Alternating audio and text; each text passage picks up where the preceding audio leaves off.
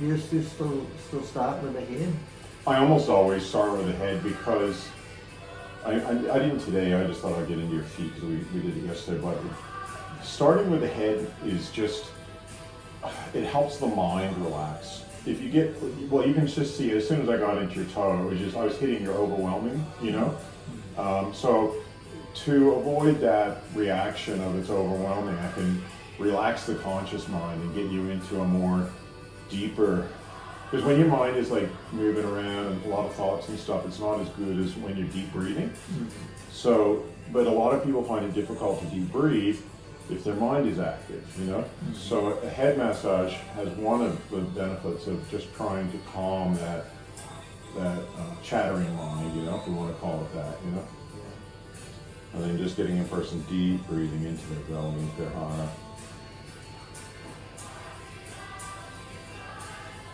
And especially, you know, we were talking about the Vata constitution and stuff, you know? It's a big thing for Vatas because a lot of energy goes to the head very quickly, you know?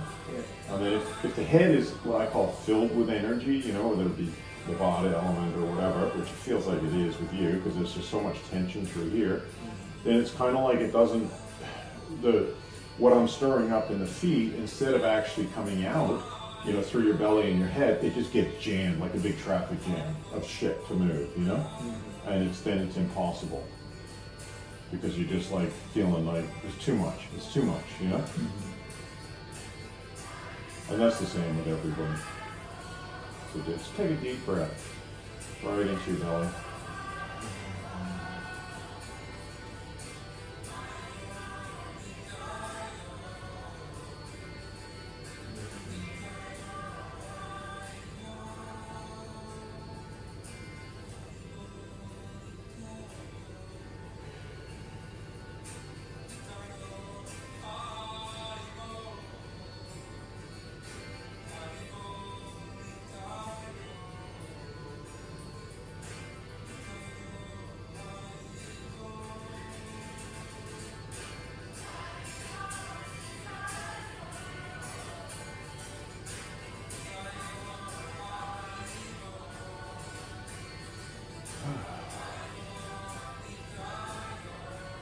Yeah, there's a lot going on up here.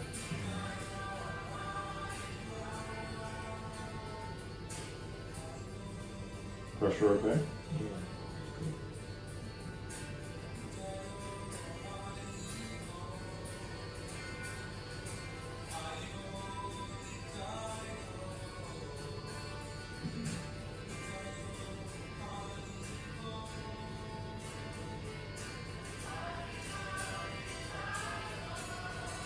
And having a tight jaw also, like it does tend to be associated with people that are like kind of not saying what they think, or maybe not expressing even like a scream, you know? You know, and that could be what I call it, you know, a thought virus, like, hey, you know, either you were told to shut the fuck up when you were a kid, or, you know, your opinion doesn't matter, or, you know, or anger is bad, you know what I mean?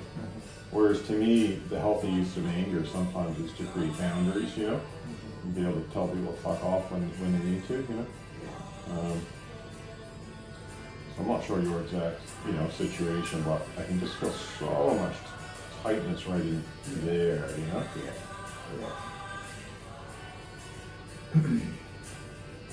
Some people associate the left side with your feminine side and the right side with the masculine side, you know? Your left side seems actually worse. Just like, that's just what I call kind of shocking, right there.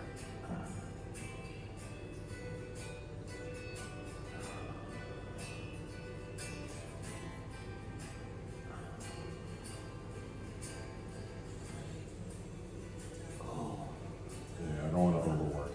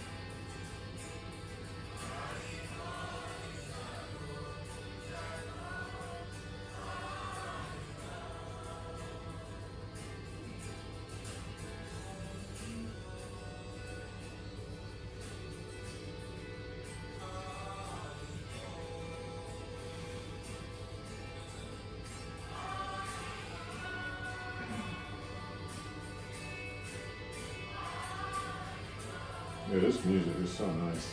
Yeah. This is some mantra meditation that Mike or Mahamantras and I do together. If anybody's interested, it's called Yadu. The lead singer is Yadu, but is there a band name? No, I think it's Yadu and Friends. Yadu and Friends, yeah. I'll put a link in the description for anybody interested.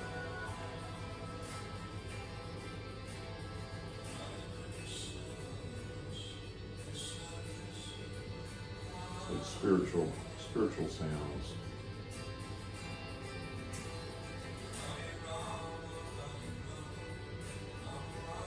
Gives Mike something to focus on while I'm torturing the fuck out of him.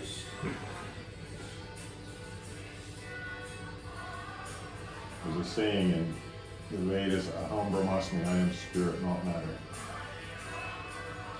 That's how people can understand chi better too, when you understand that. What is life energy, difference in a living and a dead body.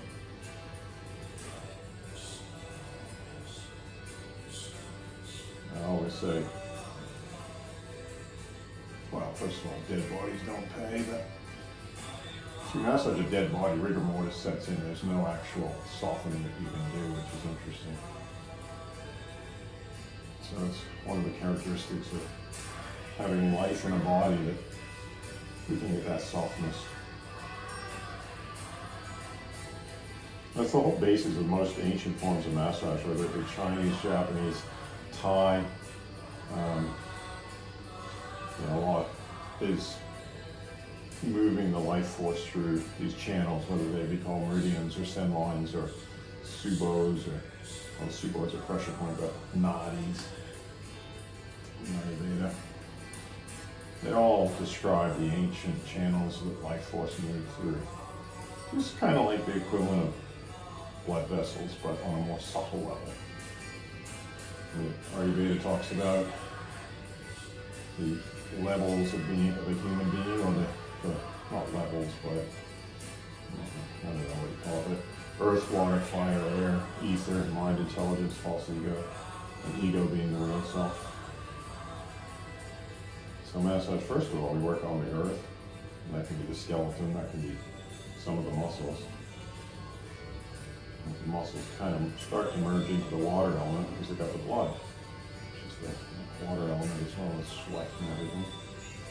What's more subtle to that is the air, the ether. So in Ayurveda, the vata element relates to both air and ether. And ether is where air exists in, or is outside, like what's outside of our Earth's atmosphere.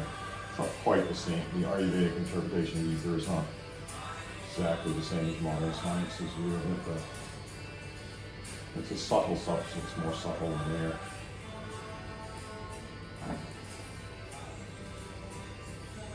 And then even more subtle is the mind, intelligence, the idea that we are this, false ego means the idea that we are this body. And with all of that comes what I call the thought viruses, because sometimes when we think we are the body, we can think I'm white, I'm black, I'm male, and it can lead to different problems, really. There's a saying the Japanese have that if the nail sticks out, hammer it down, and what they mean by that is if you don't act the way they define to be Japanese, especially if you are racially Japanese, they let what they call gaijin get away with anything, but if you're racially Japanese, you're expected to behave in a certain way that they define as being Japanese. So some of which can be good. Some of the Japanese,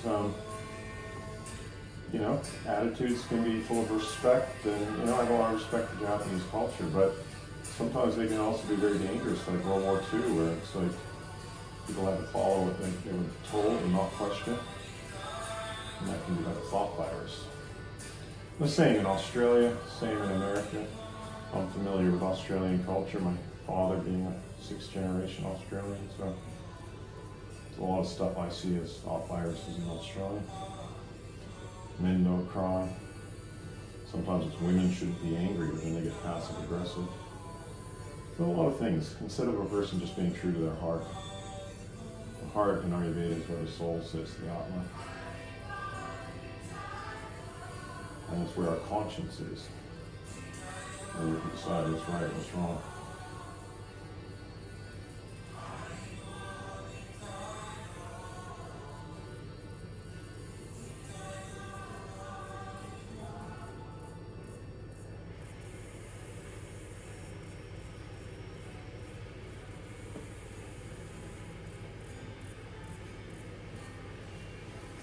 In Ayurveda, they talk about the Sushumna, which is a central energy channel that connects the 7 chakras, which roughly locates along the spine and right up into the neck and into the very top area here. And a lot of what I do with massage or massage therapy is to open up not just the meridians or sen lines or nadis, but actually focus a lot on that connection between those 7 chakras. Because a lot of people have energetic blockages, and interestingly enough, that often relates to the spine on the most gross physical level being out of position. And that physical blockage on the spine will also then make the energy flow of the Sushumna not flow properly. You know, as we talk about, just with blood, you know, if your blood doesn't flow, you're dead. But it's the same with your chi, and that's what the whole base of acupuncture is. You need the chi to flow, and the Sushumna is the biggest channel of chi. And on it, we've got different chakras, and one of them is the heart chakra. And the heart chakra relates to love, and it relates to our connection with God, our connection with the universe. But it's also our conscience, and deciding what's right and wrong. And sometimes, I think, historically, I often think a lot of problems come about because, especially, I see a lot in English culture, you know, from England, but who migrated to the colonies, they try and get men in particular to be unattached to their heart, so then they can be more easily controlled in the army in particular. And I think a lot of problems have come from that. And that's why I think the whole men don't cry thing has actually evolved, because crying is kind of like cleansing your heart. It's cleansing, you know, crying can be out of joy, crying can be out of sadness. But it's like windscreen wipers cleaning your vision. But the vision is the heart vision. It's that love, vision of love. And if people don't cry, then men don't have to question their authority, particularly when you've got abusive authority trying to manipulate perhaps the lower classes of society to do their dirty work. See that with the colonizations of different countries. And I see it as a problem that still exists. It's passed on from generation to generation in Australia and in America to a certain extent, in Canada and New Zealand. More of the cultures I'm familiar with, but I'm sure it's probably there in Portuguese colonies and all sorts of stuff. Well, it's different. I don't understand that culture very well, but yeah, it's interesting. So that's why I say when people are releasing all this tension that they got to have a non-judgmental frame of mind to whatever's coming up, because emotion and energy can be stored, especially in the abdomen, but the anchor points can be in the toes. So feet tend to be a lot more, when you release the feet, they tend to produce more emotional releases, even than the hands, because those energy lines or bands are coming straight up through the abdomen, where people hold a lot of subconscious tension, but also through the hips, where people hold anger, resentment, frustration. And often anger covers sadness. So you can't release the sadness without releasing the anger. And I've seen it so many times where people, you access the hip tension and people have a huge anger release, they're angry, and all of a sudden it turns to crying. Really? Yep. It's like a Oreo cookie, you know, like a Neapolitan ice cream where you got these layers, or the layers, when you look at the layers of soil in the earth, and I can see it. It's like anger, sadness. And anger is usually a more superficial emotion because people are angry often because they're sad. Something made them sad or disempowered, Disempowerment's a huge issue as well. But yeah, when you look at why are people angry, they didn't maybe get what they want, or their heart, they were hurt,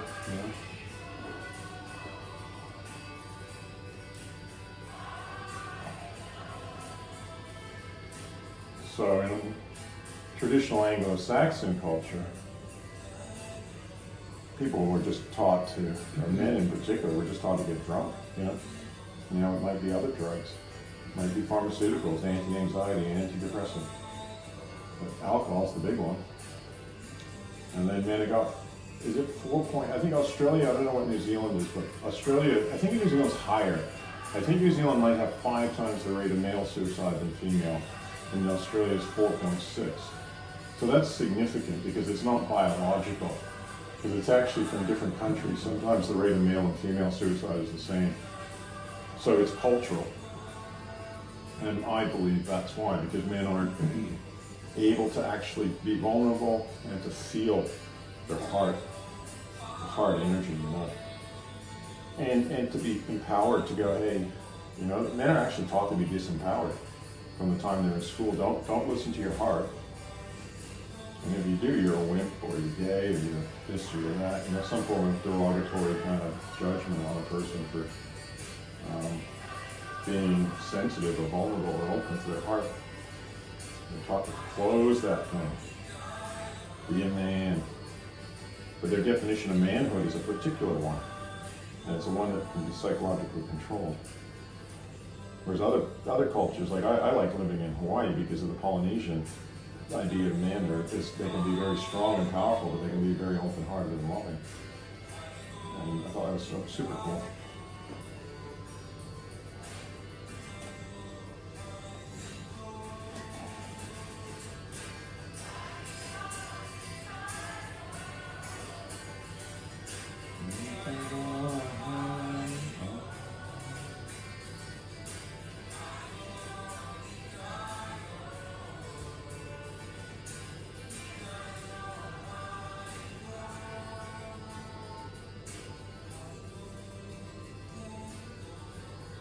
My grandfather committed suicide.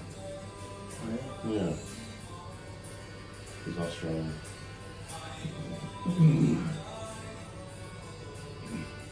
Suffered from depression,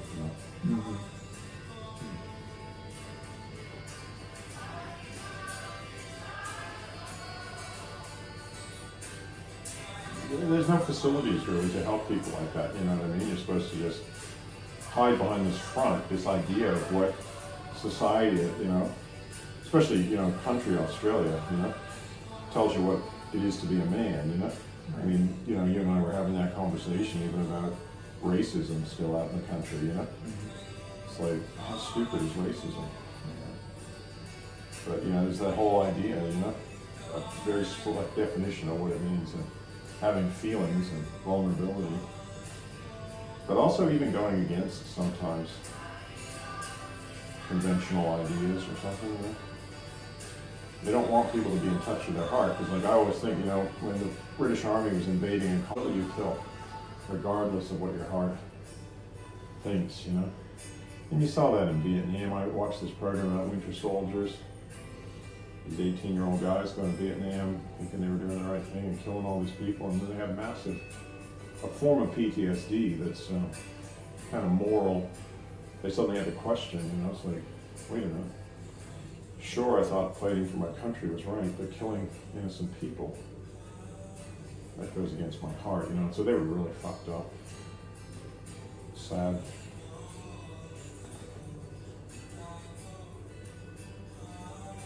So I think when we're working with people, who've got these different things, it's important just to breathe and to let go and realize that, there's going to be some transformation. Because some of these what I call thought viruses are encased in the person, They're very deep, in the psyche, and actually the false definition of who they are. which is, you know, we're talking about the false ego, not the real ego. So with my dad, it was sad because before, he was an ex-army officer, Australian Army, and it was very hard for him to cry, you know. And if I massaged his belly, you'd keep it all together, you know. Mm-hmm. Till my mom died, he cried when my mom died. And he softened right up before he left this world. It was great. It was amazing to see. It was beautiful. But while he was alive, it was very difficult because he held on to the idea of Australian manhood, and especially when you're an army officer, you gotta really keep that, you know. It's a big front, it's a false persona. But I think it leads to a lot of problems, especially for men. I've seen it with women. I call them the nurse matrons who kind of hold things. They're kind of tough women. And, you know, times are changing, of course. So you don't get a jaw a little bit more.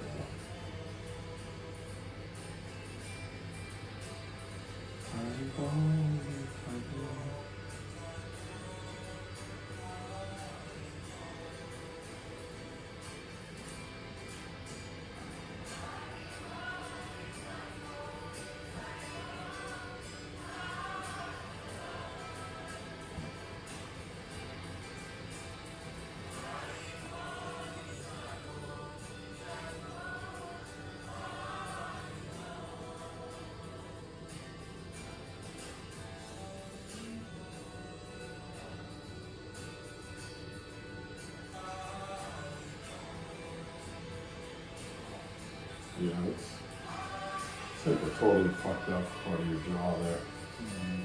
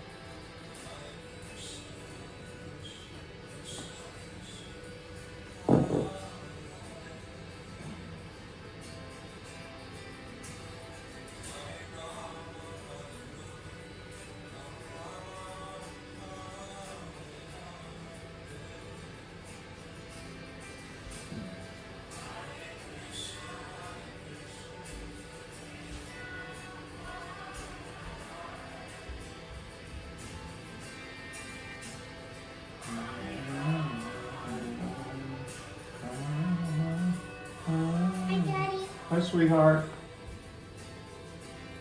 Yeah, you get that kind of click that happens there in the shoulder, yeah? Yeah. I think that's connected with your jaw. Really? Yeah. Mm-hmm. The whole thing is really friggin' tight, you know, it's kind of like you can feel it coming up, sort of in this line here, right there. Right. I know it's a little bit better than it was yesterday, but it's still Yeah. fucking tight, you know? Yeah. It comes up here, into that area there. Feel that? Yeah. And it's going to then affect your jaw deep in here.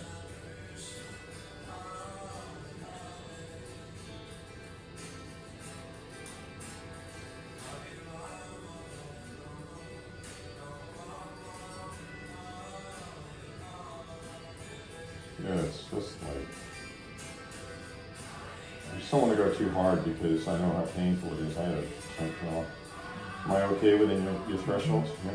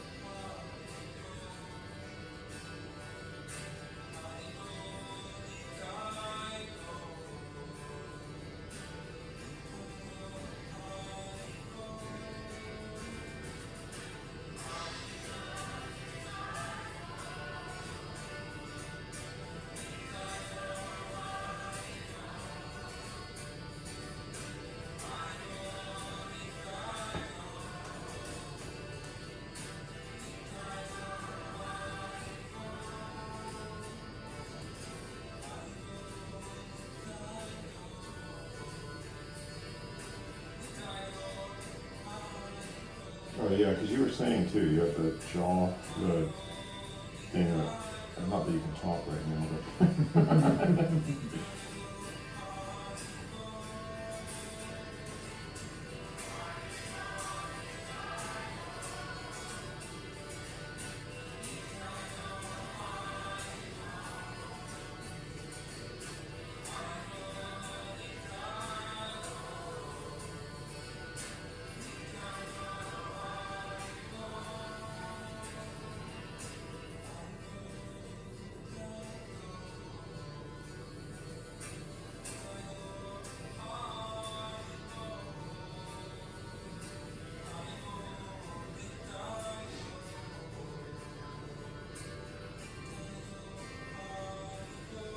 How's that on your ear? That's okay. Yeah.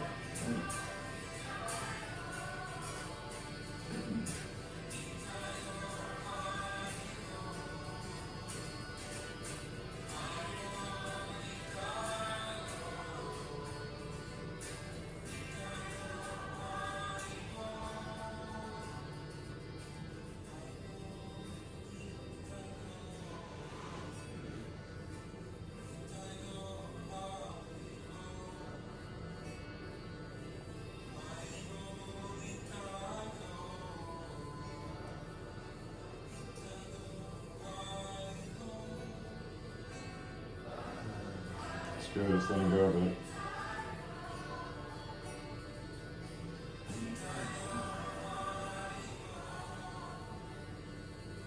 Which part, you grew up in Auckland, did you?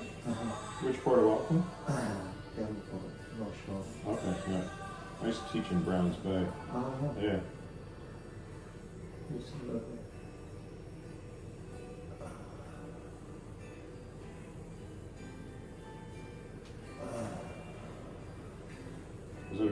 Was it a rough time to grow up, or was it pretty mellow, or? Yeah, it's kind of mellow. Good. Trying to figure out where these jaw tensions come from. Is this?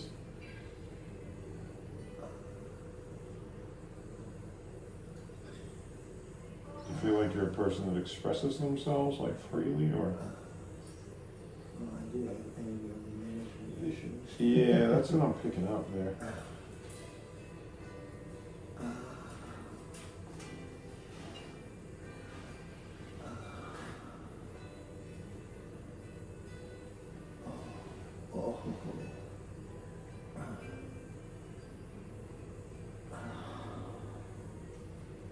Well,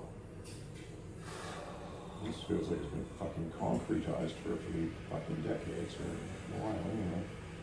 That's a new word, by the way, concretized.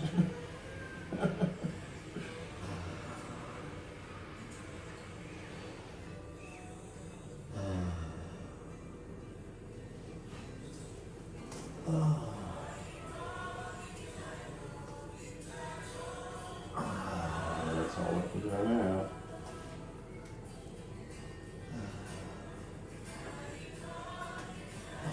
Sorry about the Band-Aid feeling. I just. It's like, at least your worries, bro. I'm not sorry about the fucking intense pressure in your jaw, you know?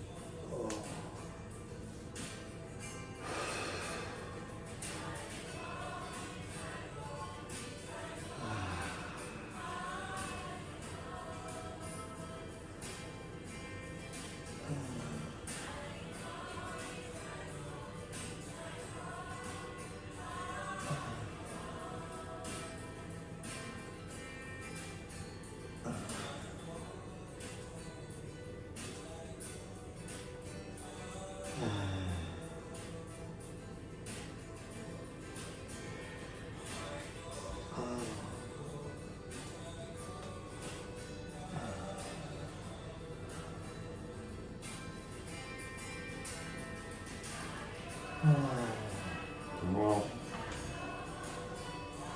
I don't want to overwork it, you know, it's fucking tight. It's loosened up a bit though. You know what? Can you feel this spot right in here too? I feel like that's really tight there.